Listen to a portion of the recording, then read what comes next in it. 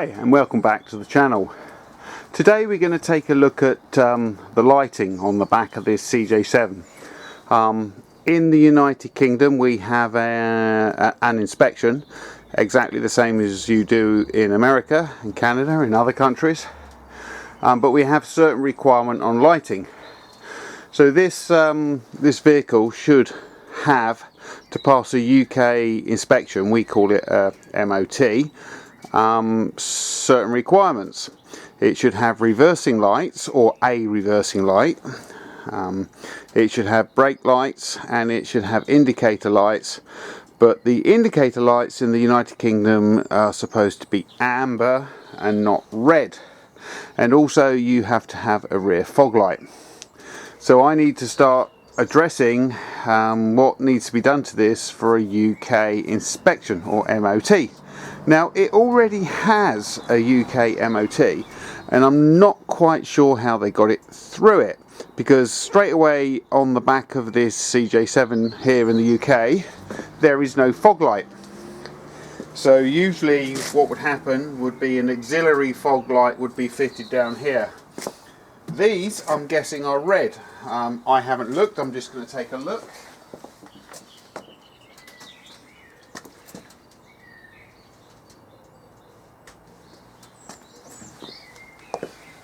So in respect to the indicator on this vehicle, it's red. So technically that should not pass a UK inspection. So how it has done, I don't know.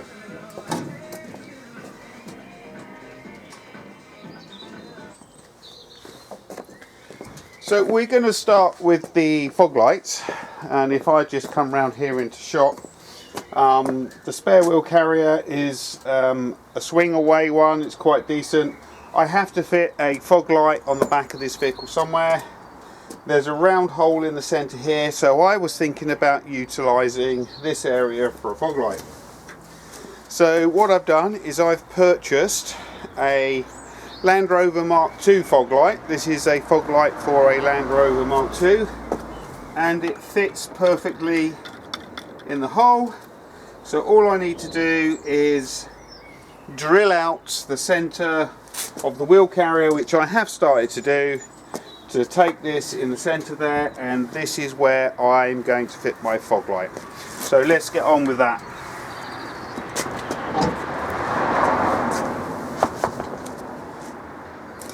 Now obviously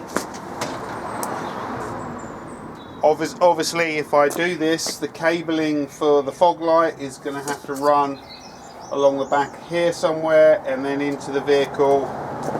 Bearing in mind it is a swing out carrier, so the cabling is going to have to run over here into the vehicle, and then I'm going to have to install an auxiliary switch inside for that.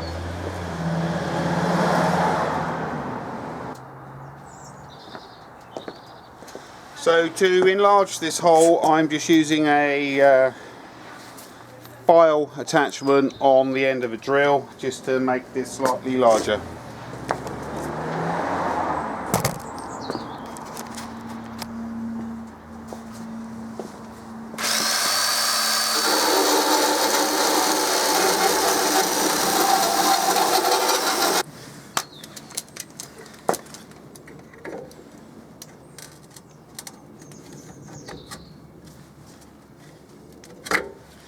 Now I have two retaining bolts here that I need to get through there.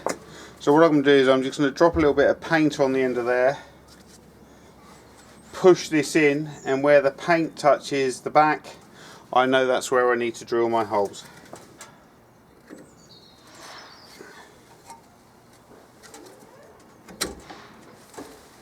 I'm pushing that in hard so the bolts touch the metal behind it.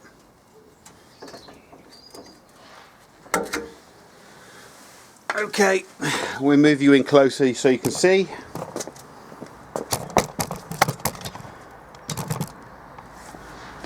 I now have a very small blue mark there, which I can now proceed to drill out and get my fittings on. So let's go and try and find a drill bit for that. Okay, so I'm going to start with a pilot hole, slightly smaller than I need, just to get this going.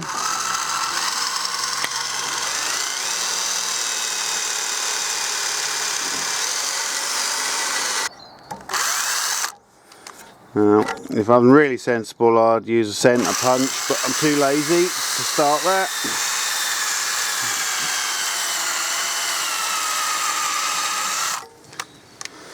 Get that going. I need to charge my battery up, I think.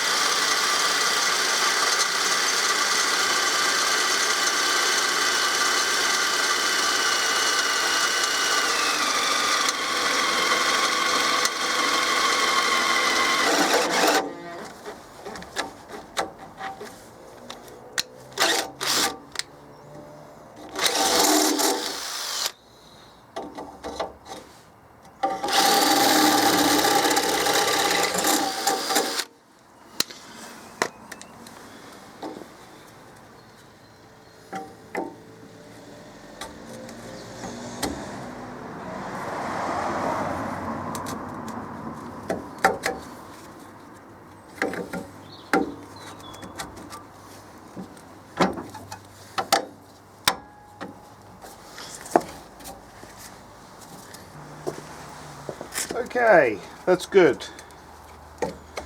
So I'm just going to tidy up around here now and put some paint on that before I fit this in here permanently, and then we'll look at the wiring.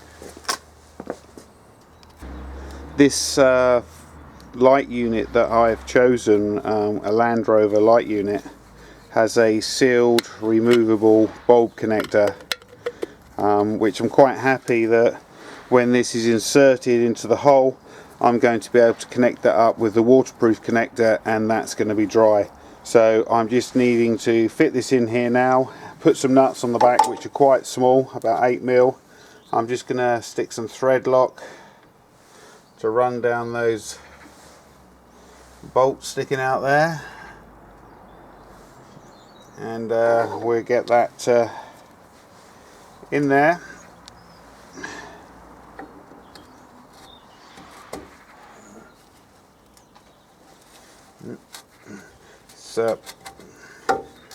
Got an upside down, there's a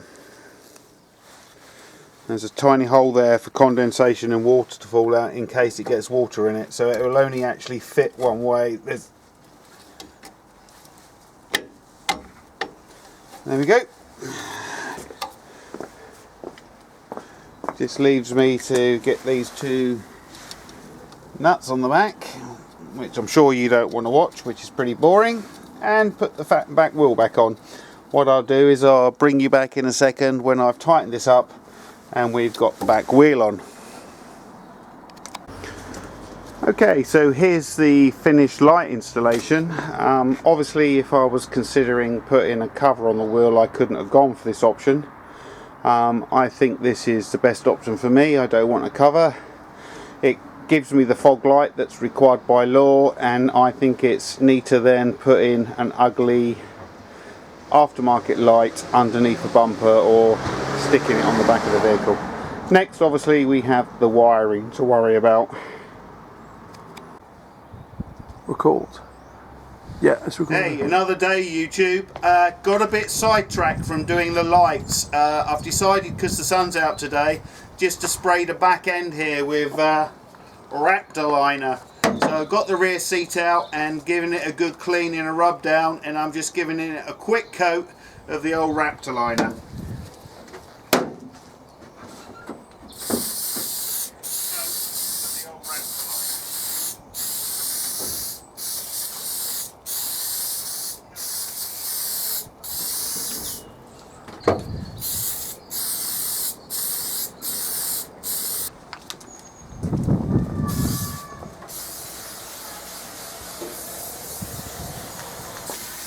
Little bit of overspray here and there. I can get that off.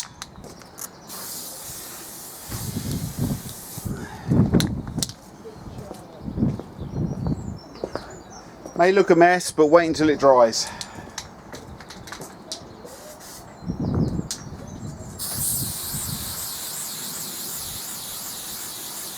Didn't want to show you all of this being done, but as you can see, the bed liner is more or less done now. I may give it another coat before I put the back seat back in. Let's take a look in the front.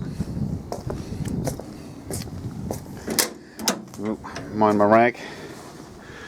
Yep, bed liner everywhere. There's 2 or 3 coats in the front here. I've got a heater leak down there that I'm going to have to buy a new heater matrix, but no. I've just been looking at that this morning as well. So that's how we're going so far. Let's just take a look around the outside of the Jeep.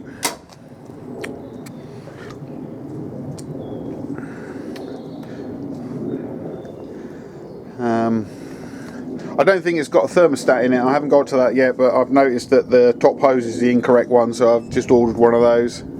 I've just had to reconnect my heater lines back together and disconnect them from the heater, because obviously the heater's leaking. It wasn't connected when I got it, so I've just connected it this morning, and yes, it is leaking. Wasn't 100% sure. The vehicle's come from California, so it may have been that they just disconnected it because they didn't need it, but there you go. 1985 CJ7, absolutely no rust, original floor pans. Original with water dripping down from the heater. So I'm just in the process of putting some security on the vehicle, so I'm putting some door sensor openers on it. Anyway, and we'll be back to that light later. Just waiting on the plug to connect to the electrics, but that's how it's going so far. Not 100% sure where I was up to. It's been a few days since I did any work on the CJ, but we were doing the light. I've mounted the light inside the center wheel, and I think I was just about to wire this in.